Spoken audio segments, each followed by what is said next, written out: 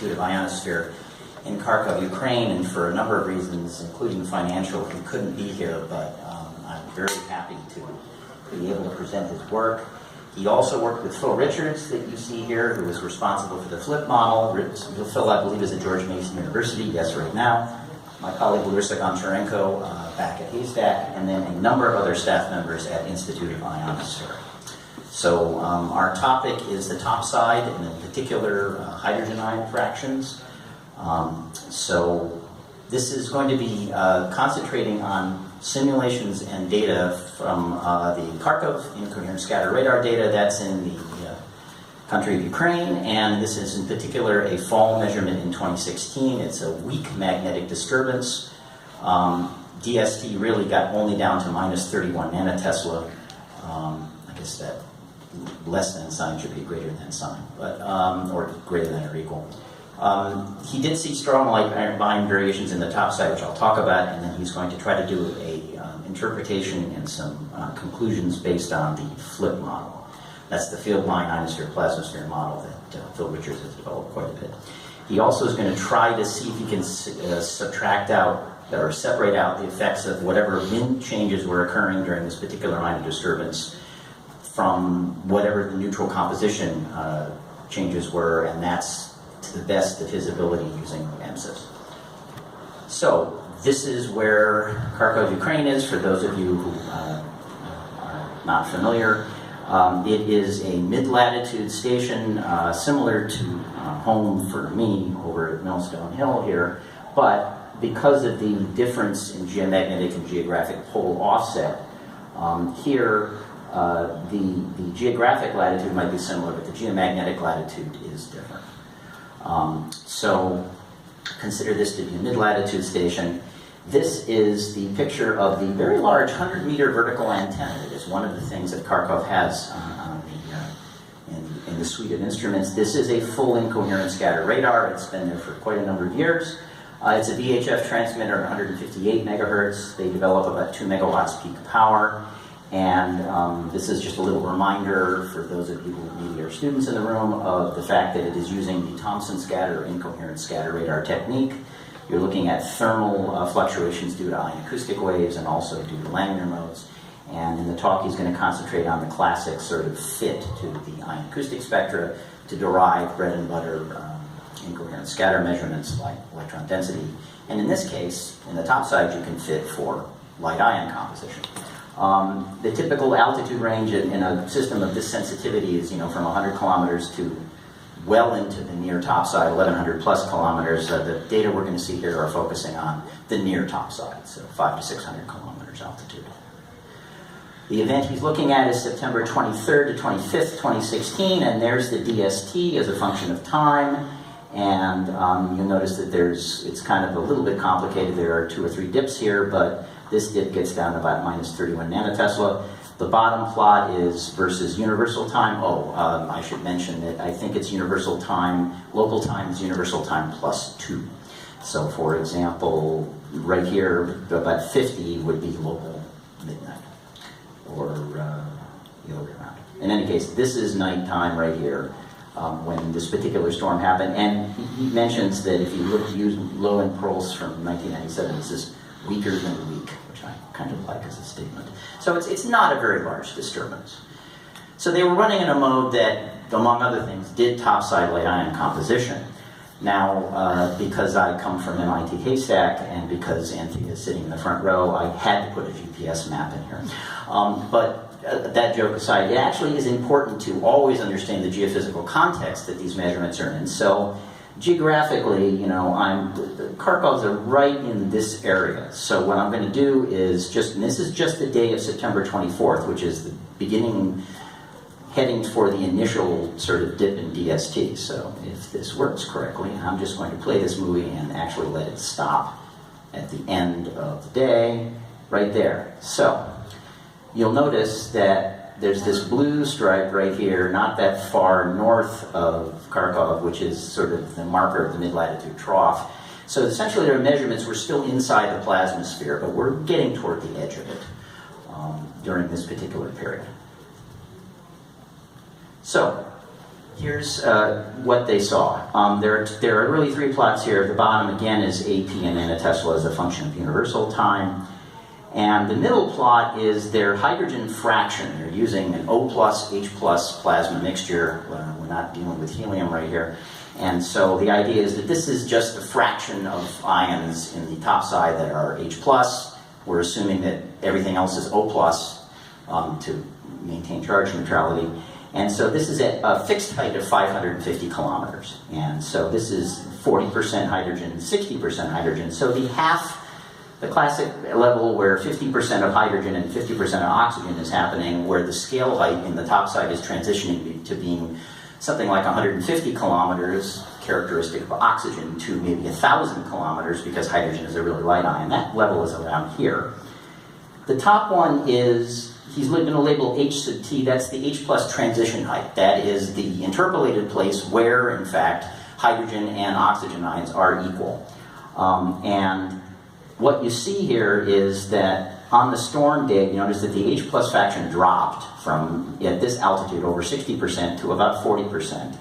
And then, as the disturbance happened in the next night, it stayed roughly the same. And you'll notice that the transition height went from maybe 500 or so kilometers, not that far away from 550, and it moved up by 50 kilometers and moved up a little bit later. So definitely, even though this is a weak storm, he saw significant H+ changes over Kharkov.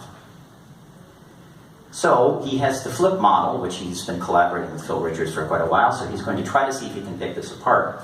And in fact, the flip has one of its modes is you can feed in a measured topside electron temperature to try to get the scale heights right. And in fact, so flip in this case was constrained to follow the near topside temperature, in this case at 450 kilometers, which was doing this as a function of time. Remember, this is the point where the activity showed up.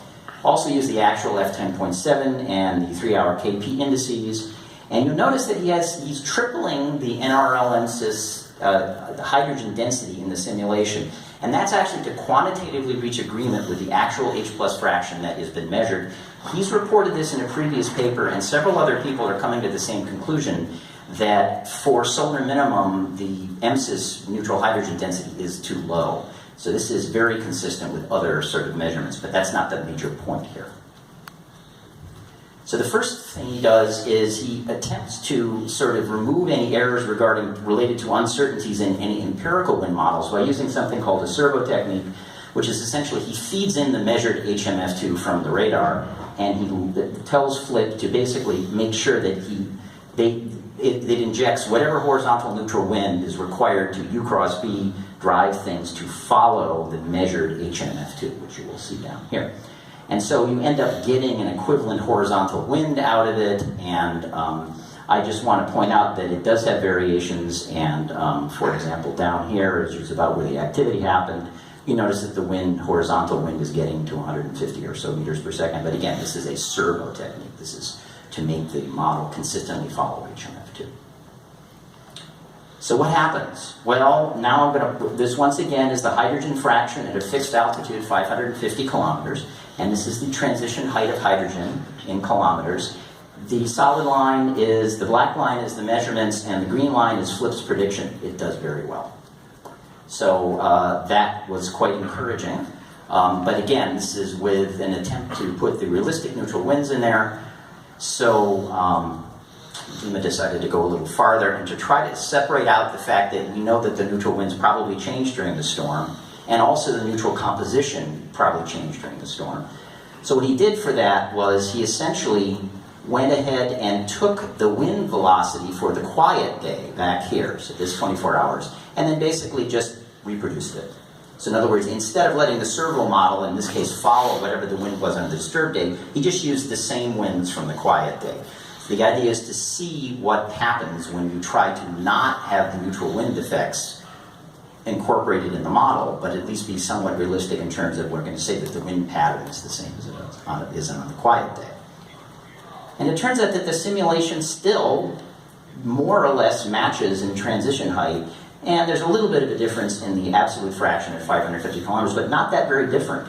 So he's preliminarily concluding here that the neutral wind variations didn't really have a large effect on the relative fraction of hydrogen in the near top side. at least according to this particular experiment. So what did change? Because we know that the H plus did change. So here is what Flip was using for the neutral oxygen and the neutral hydrogen density as a function of time. Once again, here's the storm period. And what you'll notice is if you compare this part with this part, you'll notice that the neutral oxygen went up and the neutral hydrogen went down a little bit. Those of you who have looked at the topside ionosphere, you know that there's a layer in between the F2 peak and another part where the things are more or less in chemical equilibrium, because H plus and O plus are in resonant charge exchange. So an H plus hits a neutral oxygen and it makes a neutral hydrogen and an O plus. So if you just want to write that down chemically, if I know what the ratio between O and H is, and I know what the O plus density is, I should be able to tell you what the H plus is. And it turns out that that difference is most of what explains the fact that he saw a different hydrogen fraction on the storm night. There's a little bit of a change, though, in that, in fact, these things don't perfectly balance one another, and so there's a little bit of plasmaspheric H plus flux coming down that is actually increasing his hydrogen fraction, or changing it a little bit. But most of the effect, in fact, is due to the fact that the neutral atmosphere has changed, at least according to MSIS's understanding of what happens during that disturbance. One other thing that he's looked at is he's previously modeled, in fact, the behavior of the hydrogen transition height as a function of magnetic activity. And so he decided to try out that particular empirical variation. Just using this data and looking at the difference, the fact that the hydrogen transition height went up, meaning that the O plus is basically higher at a given altitude, he's got about an 80 kilometer difference in between here, and that's a 27 nanotesla difference in AP. This gives him about 3 kilometers in raise and transition height per nanotesla. His previous estimate was 4 kilometers per nanotesla. So that relation seems to be holding for him, even in this minor storm. And then finally, this is interesting in that there's a TBT-15. This is, I think it came out in 2015, that's the 15. It's an empirical ion composition model. I believe it's associated with IRI, although someone who knows more in this room can correct me on that. True. So he's now taken the Kharkov H plus fraction at this fixed altitude of 550 kilometers as a function of time. And the purple dots are what TBT-15 predicts. You will notice that it predicts a lot less hydrogen at a fixed height. In other words, more oxygen, less hydrogen, than what's actually measured by the ISR. In fact, by about a factor of 3. Certainly during the first quiet night, but you'll notice that it gets better, and in fact, when we get to the most active part, it's not doing a very good, it's not doing a bad job at all, when the AP index is about 30 nanotesla. So, when I've answered my own question, because there he's mentioning that the TBT-15 is sort of buried as one of the switches inside IRI 2016. This also agrees with the previous conclusion that he had done in an earlier study of about a year or two ago that basically said that the empirical models of the hydrogen transition height that were buried in TBT-15 were mostly derived from data collected during 1974. This is the AP index in 1974. That's the solid line. Very, very much frequent geomagnetic disturbances, and the AP index was 20 nanotesla on average.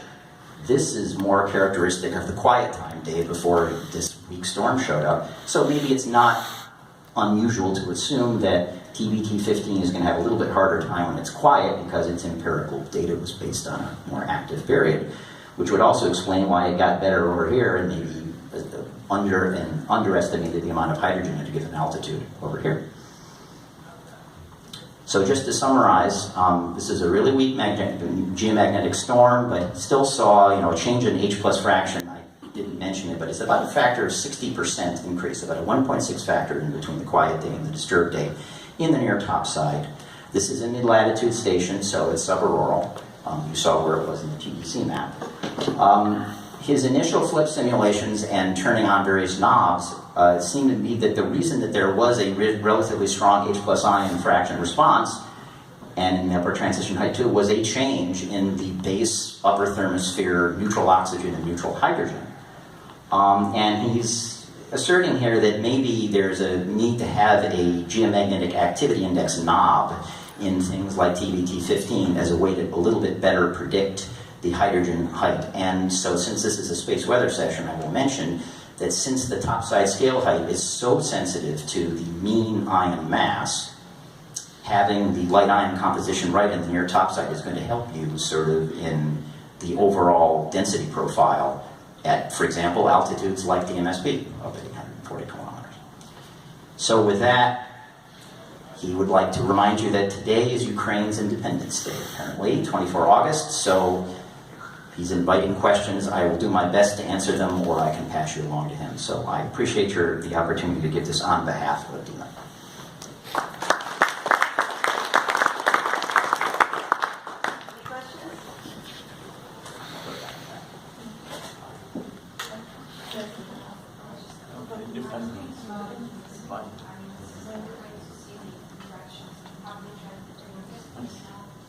Yeah, I've asked about DMSP light ions as well, and it turns out that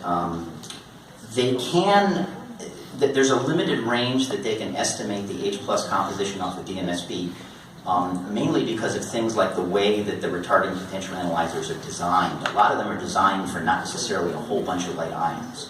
When the composition fraction gets really high, things like the drift meter stop working very well. Pat and I have had discussions about this before. So there's some composition information that can be looked at. The UT Dallas group has done the most work in looking at the composition effects. So you can get some information out of that.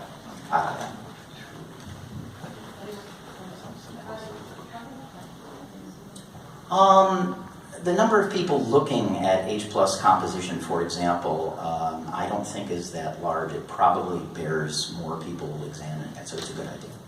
I should mention that the digital archive of DMSP data, thanks to work at Boston College, is now available through Madrigal and Haystack, so you can get the digital values for the DMSP data, including the RPA, including the light. What you can get from Haystack is heavy ions and light ions. You get O+ and everything else. There's no separation of H+ and G+, but you can't. That's hard.